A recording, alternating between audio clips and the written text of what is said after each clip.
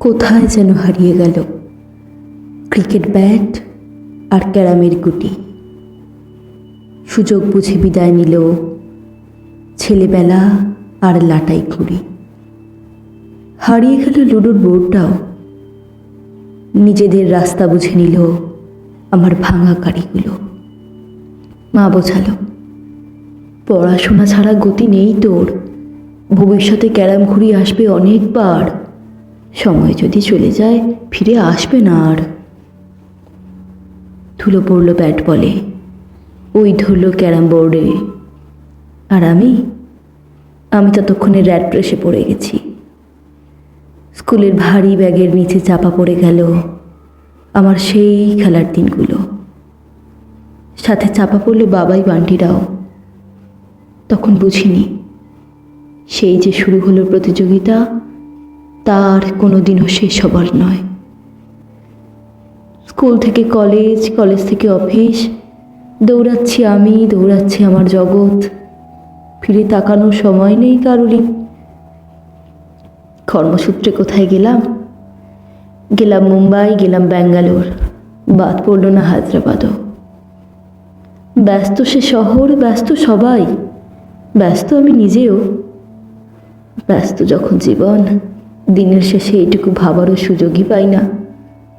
কে আমি, কি আমার দাবি?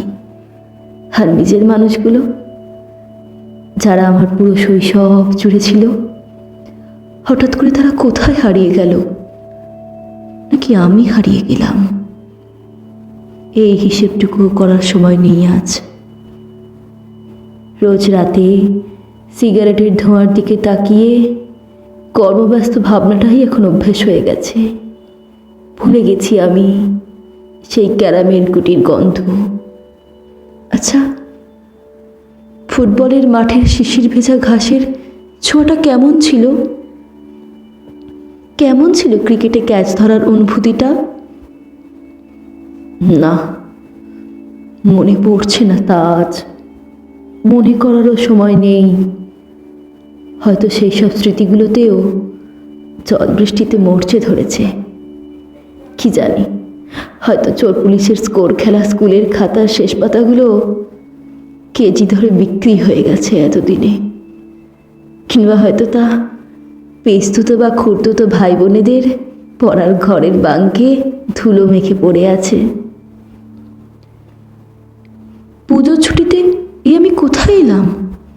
আরে, এ যে আমার নিজের বাড়ি। এই তো সেই শুলে উঠার ঘর। আলমারির মাথায় চোখ পড়ল। কি ওটা? ওটা সেই দাবার ঘড়ির বাক্সটা না? বাক্সটা হাতে নিয়ে খুলে মনে হলো রাজা, মন্ত্রী, হাতি, ঘোড়া সবাই বিগত কিছু বছর বেকার। দাবার ঘটিগুলো ছোঁয়া মাত্র শিহরণ লাগলো। মনে হলো ফিরে এসেছি শৈশবে। নেই কোনো ব্যস্ততা, নেই কোনো জ্যামে গাড়ির হর্ন, নেই কোনো টেনশন। আছি শুধু আমি নিজে। ফিরে এসেছি আমার শৈশবে। সাদা কালো জগৎটা হঠাৎ ভরে উঠল রামধনুতে। কিন্তু কোথায় আমার খেলার সাথীরা?